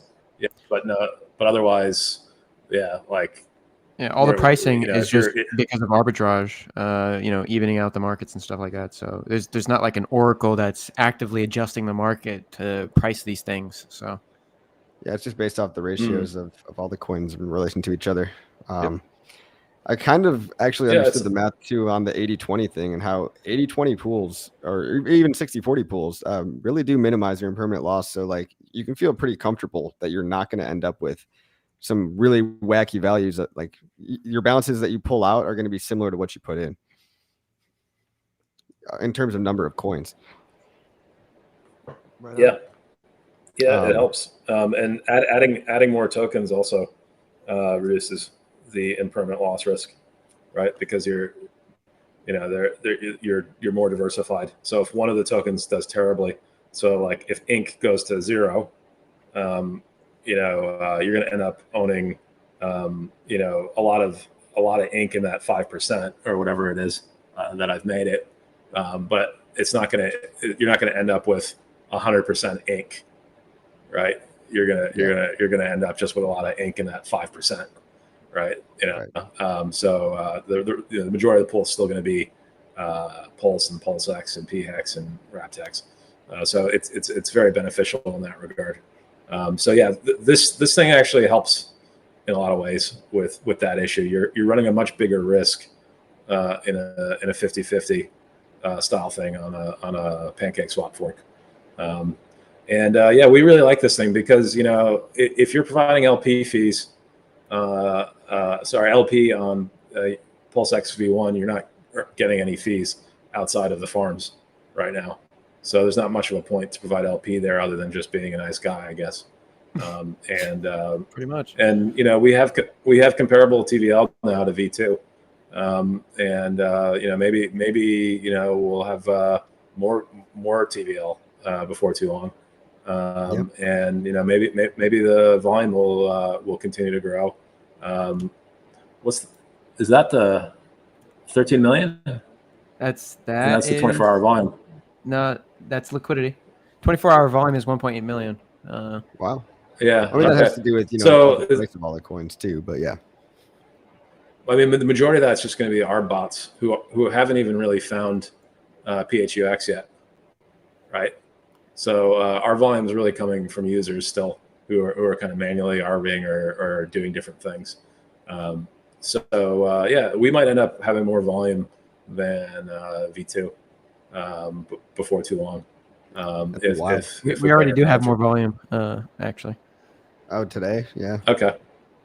Yep. So $3 million of volume, and maybe it's only counting. I find that kind of hard to believe. But I mean, it's awesome if it's true, but like maybe they're just not counting low pairs, like low liquidity pairs or something. On V2? Yeah. I think always with these analytics. V2. Oh yeah. Yeah. Sorry, it's not. Oh yeah, definitely not V1. Okay. Never mind. Yeah. But the point is, there's not much of a point to providing LP on V1, and outside of those farming pools. Yep. I need your LP, guys. And the thing is, it's like for this product to be successful, I literally just need your LP, and then it happens. We become the de facto second biggest DEX on PulseChain, and we have first mover advantage, and you guys are earning this token for free. So it's like a sacrifice without actually having to sacrifice. Buck, what led you to add Dylan to the team despite child labor laws? They're cheap. Kids are cheap. Yeah. Watch me get banned. I'll get in trouble if I respond to that question. But just so people know, these crazy high APRs too will also not last forever. Just like they were higher in PulseX at the beginning too. The more people that get in the pools, the more the rewards have to get divvied up between more people. So you'll have, but still, they're very attractive now, and I'm sure they'll be very attractive in 6 months too. Yep, that's true. They're unsustainably high. I'm very happy to say that, which is another way of saying either price needs to come down or the market needs to chip in more LP. Yep. But yeah, so it's still early in that sense. I don't know. I think we're off to a really great start. A lot of people are going to find out about this through the airdrops. Let's talk about the airdrops because I keep forgetting about that. So, okay, so I know I've talked to you in private about this, but yeah, a lot of people might be confused as to why they didn't get their airdrop right away, even though they qualified for round one. Round one of the airdrop was basically, did you sacrifice for Pulse or PulseX over $1,000? If yes, you got an airdrop. Or did you sacrifice for fiat? If yes, congrats, you got an airdrop. Now, if you're like me and you move your coins to a different wallet, they missed those guys, but they're going to work on making it up. So that's coming in round two, I'm assuming, right? Well, sort of. So there's a couple guys in eFiat who we missed because we literally missed them. Those guys we're going to make it up to. Everybody else, it was deliberate in the sense that We didn't airdrop people who are net sellers of eFiat. So we punished them deliberately to teach them a lesson. I'm a big fan of teaching lessons. I like to educate. But and then with Pulse and PulseX, we didn't have, because the sacrifice is so big and across multiple chains, we didn't at the time have a data set that actually showed not just the sacrificers, but their balances. We just had addresses that were sacrificers. So I've asked the community to provide us a better source of data. We've got a few. We're looking into it, but I don't know what's going to happen in the next airdrop round. I can't promise anything other than we're going to definitely find those guys that we missed on eFiat that we meant to. And then the rest of it's sort of a secret. But I will tactically airdrop people in sort of three camps. One is the people who have backed us. You can interpret that however you want. Two is the people that maybe back the protocol. Three is community members that I think I can tactically airdrop to and hopefully persuade to come over and look at the protocol and use it. So I'm not here to just give away tokens so that you guys can dump them and fuck off. I would be really dumb if I did that, right? So I'm doing this in a way so that I can get your attention and get you guys to look at this and go, actually, this is pretty useful. I'm going to bring my LP over to this, and I'm going to earn some stuff because I'm not really doing much with this Pulse or PulseX right now anyway, right? It's just sitting in my wallet doing fuck all. I can't really provide LP with it on PulseX because the OA's already taken care of V1, and I've already got ink coming out of my ears in the farms. So maybe I'll go try this one out. And since you're getting it for free, why not? It's a lot better than if some third party comes and forces you to buy the token from them, or they do a sacrifice for it, let's say, in a few months' time. Like we can basically freeze out a third party competitor from coming and hurting PulseX if we just adopt PHUX as the number 2 DEX, because if we have the best stable swap pool, then you're not going to care when someone else shows up with another stable swap fork, right? You're not going to care, if someone comes with another DEX, because basically we do everything now that any other DEX can do when you combine PHUX and PulseX together, aside from maybe single-sided LP, which I might just add to this at some point for fun. And then no one can fuck with PulseX. I guess maybe this goes into that proxy contracts thing, but is this actually upgradable, or is this particular version of FUX immutable? It doesn't need to be. It's immutable, but it doesn't need to be. I can literally just create another type of pool, right?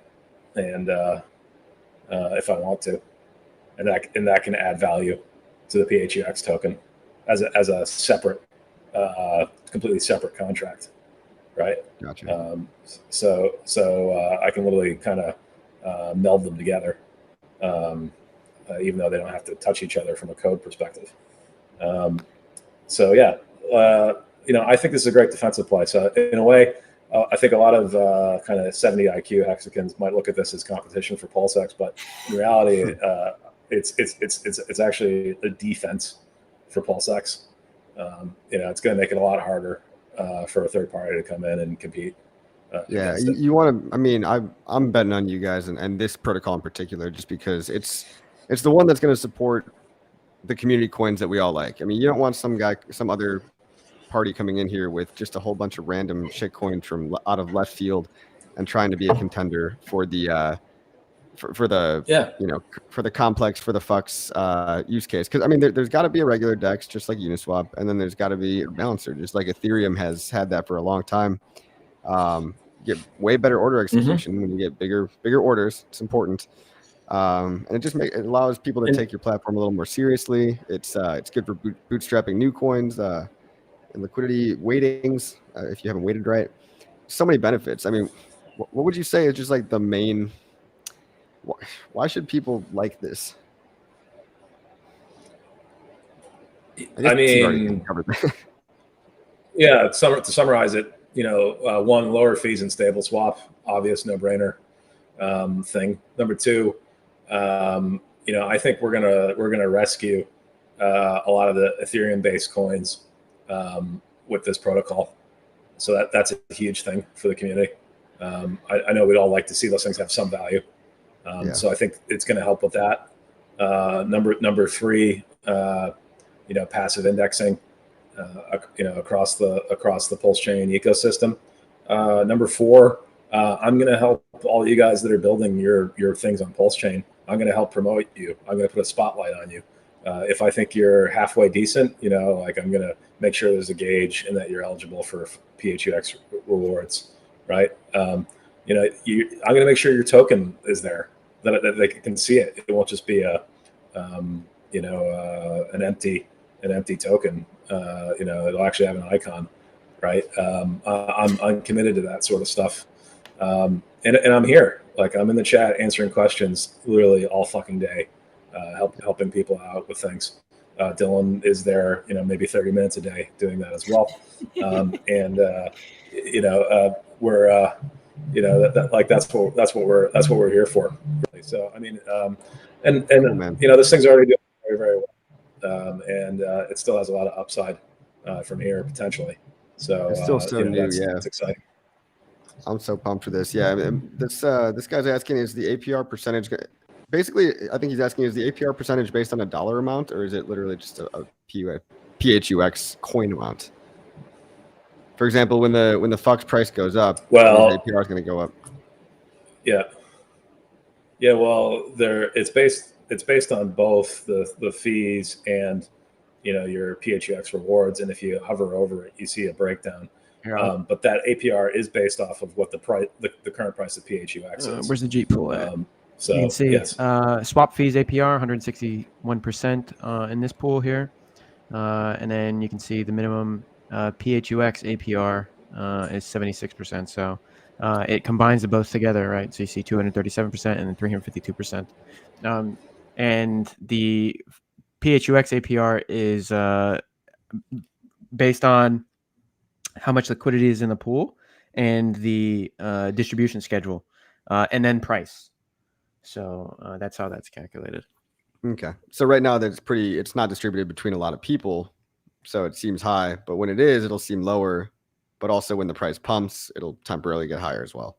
Yeah. So like before, when the stable pool just had started, this was at 300% on the low end, right? And then as liquidity has been added and the value of the pool relative to the distribution schedule, you've started to see it, slowly go down. And then, obviously, PHUX has gone up in price, so it's still relatively high APY, or APR.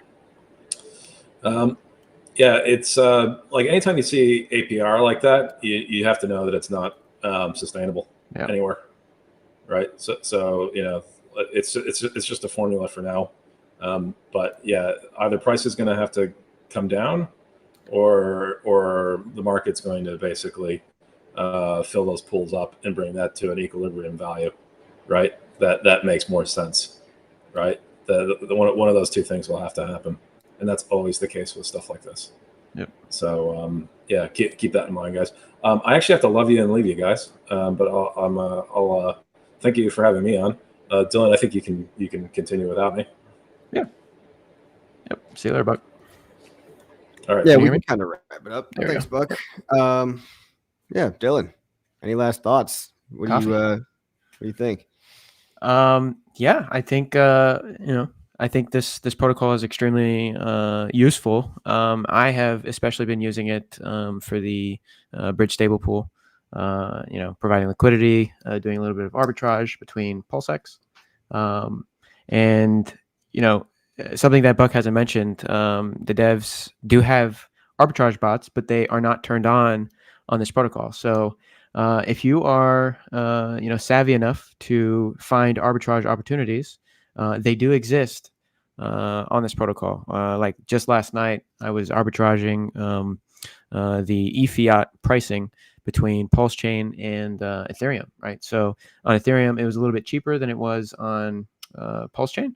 So, I was able to sell my fiat on the PulseChain side for a higher price, go on the ETH side over the bridge, and then take that stable coin, buy it up on the ETH side, and then come back over onto PulseChain side and complete that arbitrage. So, there's things that are mispriced, between the Alex pools and PulseX, some of these wrap tokens in the different pools. So there is money to be made. There is meat on the bone for people that are paying attention and looking. So that's something that we didn't get to yet, but it's very powerful, and it's a very easy way to make a little bit of cash on the side. So. Yeah, that's pretty cool. I mean, it definitely goes along with the active approach. If you want to be passive, that's true. Yeah, personally, the pools I'm interested in, if anybody cares, is I'm actually not really interested in the bridge stable pool yet. I don't have enough. I want to keep some stable coins that I have as a last resort, and just there's a certain savings account, I guess you could say, that I have that I just won't put into any protocol just for the safety of that, right? But like Prime PHUX seems obvious, right? If you get the airdrop for free and all you have to do is put up a little PLS, seems like a no-brainer, and you get voting rights. It's all free almost, besides your PLS. Yeah, and then you get a bonus on your if you're actively staking your liquidity to get the PHUX token. When you see min PHUX APR and max, that's because there is a bonus that you can get for staking the prime PHUX liquidity. So not only do you get the voting rewards or the voting rights, not only do you get the revenue share, but you also get a bonus on your PHUX APR, which is pretty cool. Nice. Yeah, I think my bonus is very small right now, but it's still like 3 or 4%. Based off that free airdrop, I'm getting 4% more free coins from other pools that I'm going to do. And obviously, I think I hope, I'm going to be getting more airdrops in the future after they figure out how to get the guys that they missed. Yeah. But right. So fiat maxi is also very attractive to me. That's just because I happen to sacrifice for that fiat project, and I've got the eFiat token too. So why not put those to work? RH maxi, no brainer. Probably my favorite in this whole list. Obviously, that's just the protocol, the ecosystem I've doubled down on since day one. There you go. Put all my eggs in one basket. Didn't diversify, depending on who you ask. It's funny. I'm very, I guess I'm diversified within this ecosystem, but it's not like I'm in Phantom and Avalanche and all that. Yeah, exactly. Stuff, I mean, some people are, whatever. I think these things are all going to go up and down together, and just having more liquidity in this RH maxi protocol will ensure that as well. Like when Pulse pumps, HEX pumps, even INC gets a pump, if PLS pumps. So that's why I think it's important for people to be, if you want to take the risk, just putting liquidity into this pool. Alex Hedron maxi, I'm also probably going to be going into in the near future. It just gives me something better to do with my ICOSA and my Hedron. And, seems just like another tasty liquidity, tasty APR, like pretty high. And then finally, the Maximus Perpetuals, which if people don't know, these are literally just HEX stakes. These are all just pooled HEX stakes. So although they have different ticker symbols, they're all just wrapped HEX stakes. And Base is a 1 year, Lucky's a 7-year, Trio's a 3-year, Desi's a 10-year, and Maxi's a 15-year. So while it looks like a lot of different things, it's really all the same thing. And I've got all of them. So I would like to put those to work as well, so that they can maybe earn me some yield. And not all of my, I should say this too, when I'm thinking about entering these pools, I haven't done it yet for some of these pools, but I'm not going to be putting my whole bag into liquidity providing. I'm still going to leave, some in the stake, some just in the Diamond Hands Club, for example, on Maximus, for their RH Maxi. Obviously, I've still got my staking ladder, but just with some of your liquid as it comes out, or as you accumulate liquid, this could be a way to earn yield on all these tokens. Or on the flip side, buying exposure without having to think too much about it. So yeah, I agree. And like Buck was saying earlier, don't bet the farm on everything, right? yeah. Dylan, can you please explain what the unlock lock button does when creating a pool? Gracias. Yes. So when you're creating a pool, why don't we try and do that right now? So the lock button essentially just locks your selected weight. So let's for instance, let's make PHUX. Let's do PHEX. Let's do. As you can see, they're starting to change now as I add more tokens here, right? So keep note of that. Let's do wrap USDT. Let's add another one. Now watch. If I lock this one here, that will stay at 33% just for user ease, right? So if I add another one, you can see these three changed, but the one that's locked is locked just for your convenience, right? So you can move this, put it to whatever you want. Let's say we want to do 50% PHUX, and then we want to lock HEX at, let's say, I don't know, 10% or something like this, right? And then when you add more tokens, these two that you've locked won't change, right? So that's just for ease of making the pool. Okay, that's not necessarily like oh my god, it's never going to change again. Like I can just unlock this and it automatically goes and spreads it out between all the three or all the four in this case. So, yep, that's what that does. Very nice, very nice. Yeah, I have not even considered creating my own pool. I'm kind of like, I don't want to create my own perpetual contract. I'm going to see what other people do and figure out which of those ideas I like the best. There's a couple of pools that aren't the official pools that I actually do like. The Poly wants a bootstrap. I know some of you guys wants a bootstrap. Poly laying around. That's a pretty cool one. Yeah, I've got some leftover Poly, and it's not much, but it's just something to do with your Poly, right? Yeah. And if I'm not mistaken, this might be considered for the bootstrapping, if I'm not mistaken. Looks like you're mistaken, sir. It is not yet. Maybe one day. Yeah. I mean, let's go scroll through a couple other one of these too. Like, Sure. Slow down a little bit.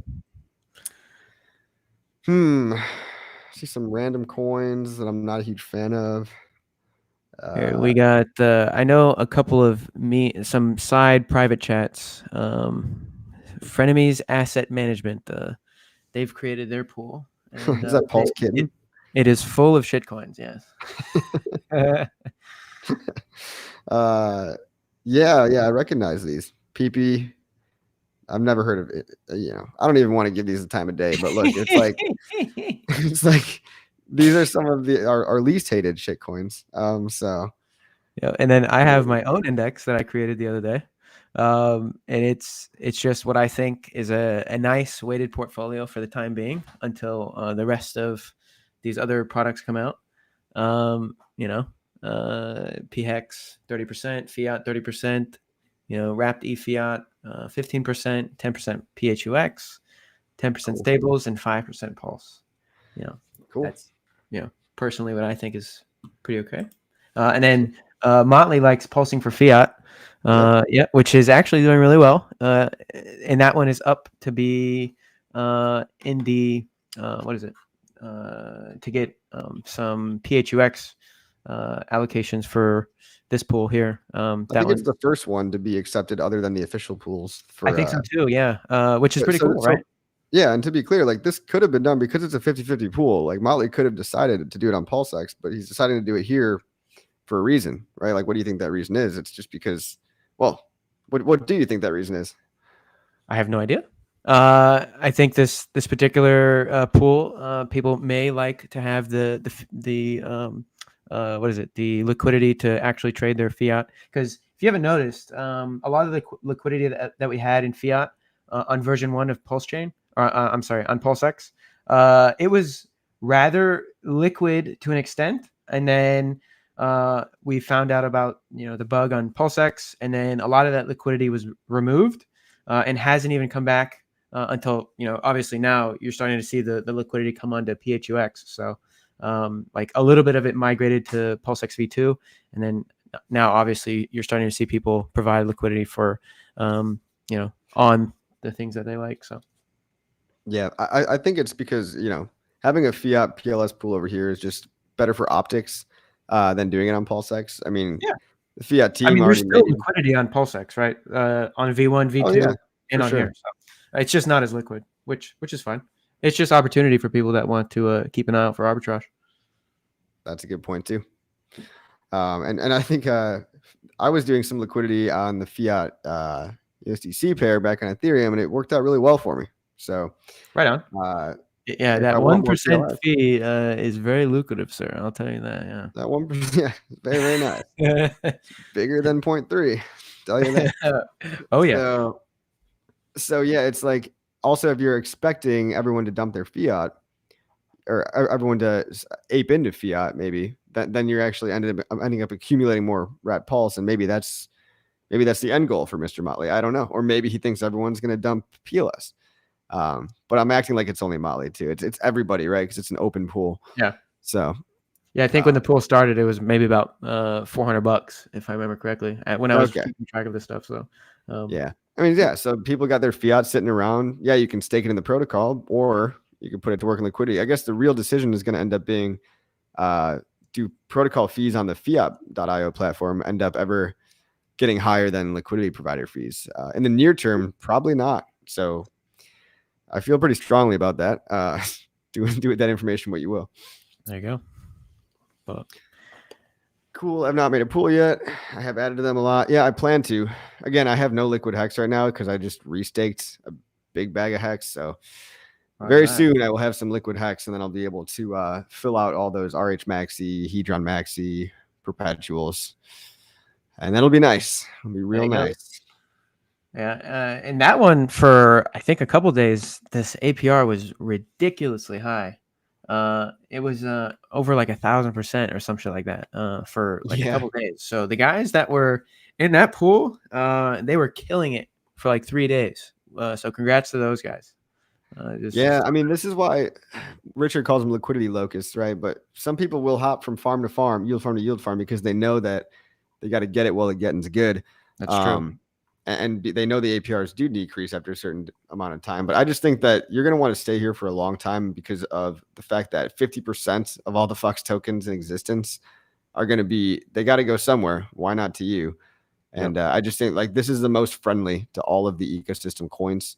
I wouldn't want to go to a PHUX competitor anytime soon, unless it had some crazy functionality that I'm just galaxy brain shit that I'm not even thinking of. Yeah. Motley's saying PulseX farms might never support RH ecosystem subset tokens. Yeah, that's very true. It's like, it's unfortunate. Can we really bank? Yeah, because I mean, Richard Hart is a Richard Hart Maxi. Go figure. But we can't just sit around and hope that the Hedron, let's say the Hedron pair gets its own INC pool, and like, how many people are really interested in even doing that if there's no prompt for them to do so? So he says, that's why PHUX is so cool. It helps reward community for providing liquidity for coins Richard may never support. Yeah. I agree. It's just, well, a lot of these coins are different than Richard Hart ecosystem coins. I'll make this point again. Like, they're all very, very interconnected. You know what I mean? Like, they're all built for by the community, for the community. And just because they have different logos doesn't mean that the prices aren't going to be very tightly locked together. I mean, yeah, Hedron might have its pump week and then HEX pumps a week later. Maybe they're out of sync for a little bit. Maybe Alex drops some new protocol or something that pumps Hedron temporarily, but they all drag each other up with them because like there's a Hedron HEX pair over on PulseX too. And there's an Icosa Hedron pair. There's just the more pairs where all this stuff is kind of reflecting off each other, or it's a reflexive ecosystem. It all pumps together. Yep. RH said to build it so people are. Yeah, RH did want to build the leverage trading platform way back in the day before PulseChain was even a glimmer in his eye. He was going to build basically he was going to build fiat. So yeah, it takes a whole village. One guy shouldn't be in charge of making a fully fleshed out financial ecosystem, a DeFi ecosystem. Yeah, I don't know of any chain that's ever successfully done that anyways, right? They've always had to have different guys come in there and build stuff. So I think it's a sign of a healthy, flourishing ecosystem, perhaps. So, it's good. Yeah. It's a great thing that we have all this stuff at our disposal. and it's not just from one guy, right? So Yeah, and yeah, more stuff equals more risk, more attack surface. Go with what's tried and true. Try to go with what's forked off of stuff that's been safe. Like I'm telling you guys, I'm not reading the code on these things. Like I'm reading the audits. Maybe I might look into the code on a surface level, but I'm not a high level developer where I can truly say, and I doubt very few people are, but to a degree, you just have to go with what's tried and true. D Ranger says, hold your nuts, hold your own nuts. Aside from battle hardened people / degens, the ecosystem has been 3 years sheltered, so be very careful. And yeah, that's the thing too. A lot of people are used to only holding HEX, maybe. So it's you want to learn as much as you can about what liquidity providing is. Learn about it on PulseX first. That's great advice. Just dip your tip in, just the tip, guys. You don't have to go all balls deep. So it's very valuable for you to just go out and learn this stuff on your own anyways, right? Even if you don't pull the trigger, it's this knowledge that you'll acquire from learning about how to do all this stuff is vastly worth the effort. And it's a lot less expensive than trying it yourself and then getting wrecked, right? But the knowledge that you acquire from learning how to use this stuff will allow you to be ahead of people that don't know what they're doing, and find opportunities that people aren't looking for. And that's profit margin. That is that's what the guys that have been around for a while, that's why they keep making money. And the people that just get here, like a chicken with their head cut off, they get chopped up. So the knowledge is what you should be seeking, and the opportunity is what you should find with that knowledge. So someone wants to post a sack list. I just posted a website in response to that. hexpulse.info will tell you a lot of projects and what people sacked for them. But for PHUX, there was no sacrifice. Yep, no sack. So Airdrop. Jay wants to know one more for Dylan. When can I create a pool? It says I should not add a non-transferable token. Does that mean I cannot add Prime PHUX? So Prime PHUX is a liquidity token. So let's go scroll down just a little bit here, and you can see that in fact Prime PHUX isn't a pool, because it is it's a liquidity token. It's just like the Jerome Powell or the Richard Hart token, or the Alex or the Tanto token, right? So let's see here, like the Jeep pool, right? That's something that you can actually buy, and then that would be you holding a liquidity token. It's very similar to PulseX in the way that you can trade your liquidity, right? So I can buy the Jerome Powell bridge stable pool. Basically, it's Prime PHUX is tradable. VE PHUX is not tradable, right? So that's the difference there. Okay, maybe he's trying to add VFUX. I don't know, or maybe. But you should be able to, like, you should be able to basically, these are recursive, right? You can have liquidity in a bridge stable pool, and then you could take that liquidity position and put it in another liquidity position. Correct. Yep. Liquidityception, guys. It's crazy. Liquidity. That's correct. Yeah. People are talking about trading. I don't know why. I mean, I'm not a trader. People will not use PHUX optimally. Well, maybe, but some people stab themselves with a knife, and you shouldn't blame the knife for being too sharp. But yeah, with great power comes great responsibility. As with everything, it's just rope to hang yourself with if you don't use it the right way. So educate yourself. Read. I think everybody here drives a car, right? If you didn't know how to drive a fucking car, you could easily kill yourself or somebody else. So yeah. Knowledge is power, people. I'm running out of shit to say. I think you guys answered all my questions, and chat seems to be drawing up as well. Thanks again for coming on, Dylan. And guys, make sure you like and subscribe. Go check out PHUX.io. Enjoy your free airdrop if you have one. Maybe next week, if not. And I'll see you guys on the next one. Thanks, Coffee.